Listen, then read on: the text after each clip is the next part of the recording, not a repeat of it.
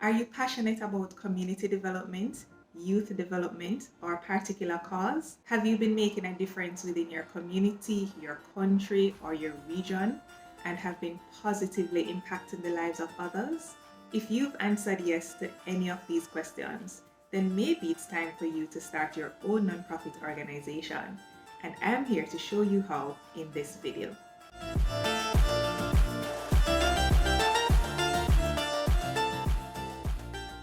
Welcome back to the NGO Journey.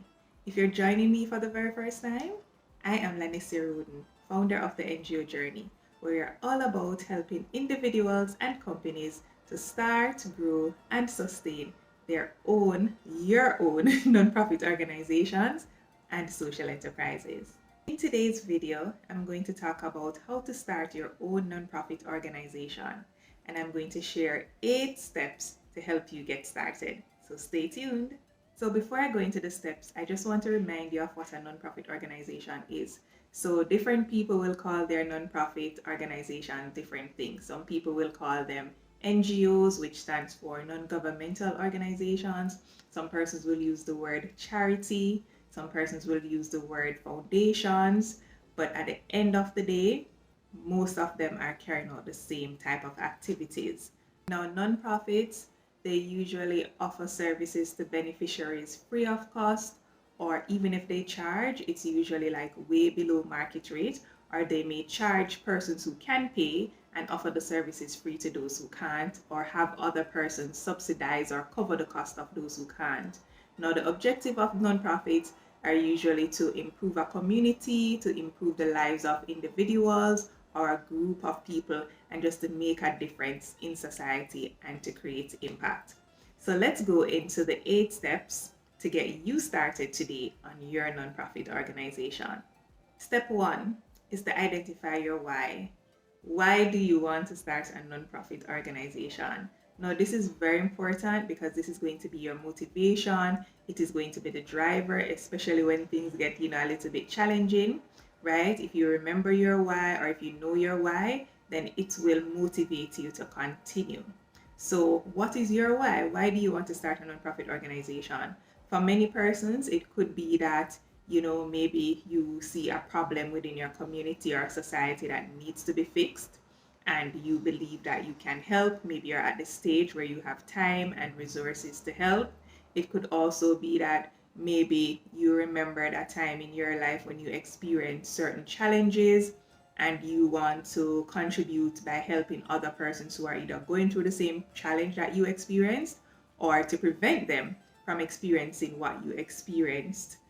Maybe you got help from an individual, or it could be an organization or a company, or anyone, and you want to pay it forward because you're in that position or you're at that stage in life. You want to pay it forward, and so you want to do it in a formal ways. Another example could be that maybe you're already helping maybe one individual, and you feel like you want to expand and help other individuals, and you want to do so in a structured and more formal way. So you want to kind of formalize what you are already doing. These are reasons, or these are all reasons why people start their own nonprofit organizations. And some people just want to make a difference in the world, in their community, in the society.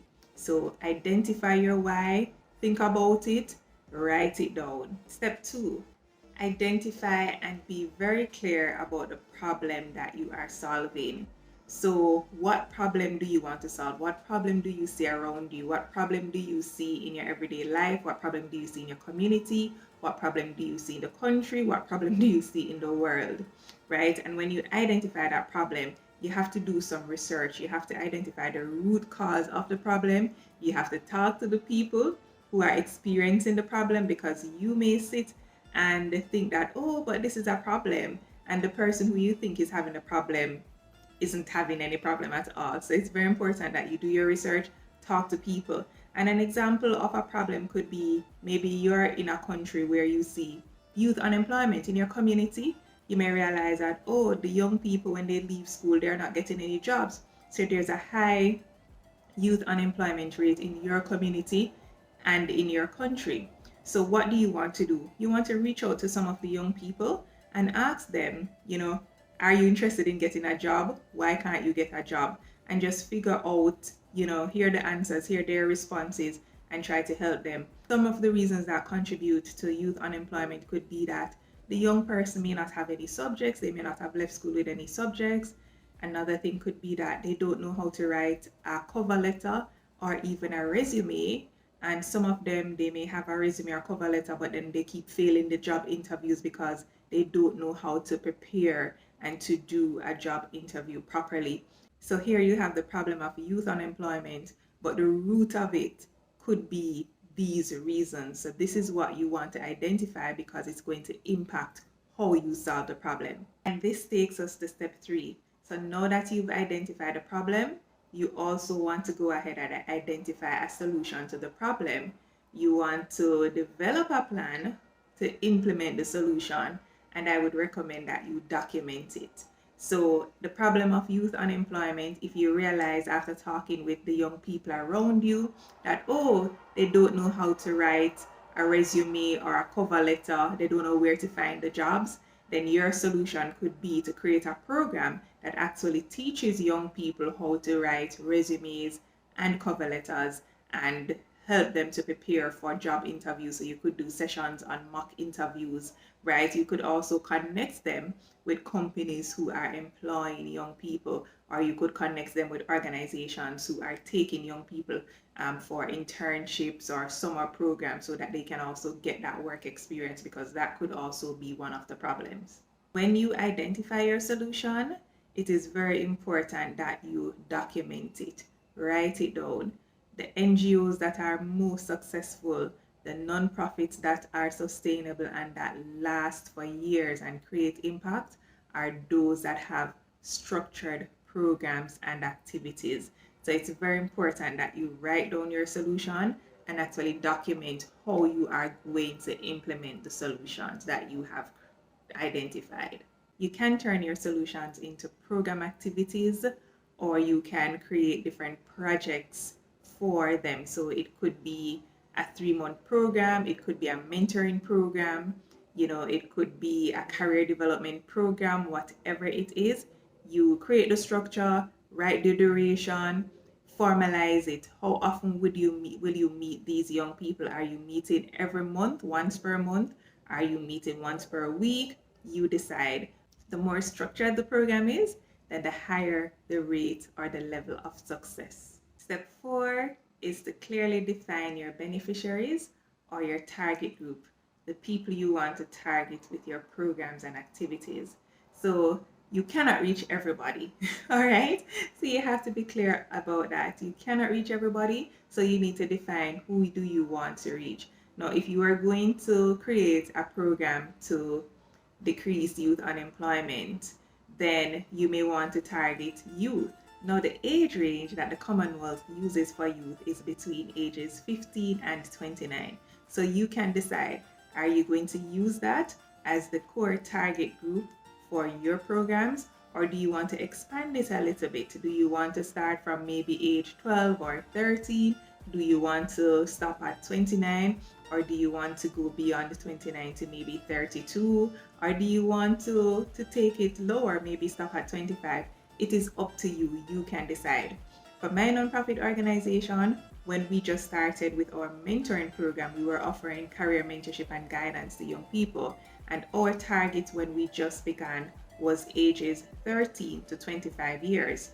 As we grew and expanded, we increased the age limit to 32 years because we started targeting young entrepreneurs, and many of them fell outside of the age range of 13 to 25 years. We wanted to help young people up to 32 who wanted to start their own businesses or were already in businesses. So you have the freedom to choose, but it is very important that you know your target group, know your group of beneficiaries, and you have it clearly outlined, because you're going to need it when you're promoting your organization, when you're going to be applying for grant funding.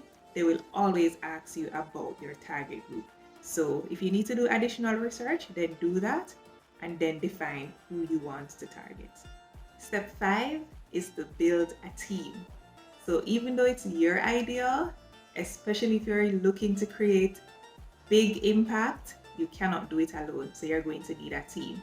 So first you want to look at yourself. What skills do you have to carry out the work that you want to do in your nonprofit organization?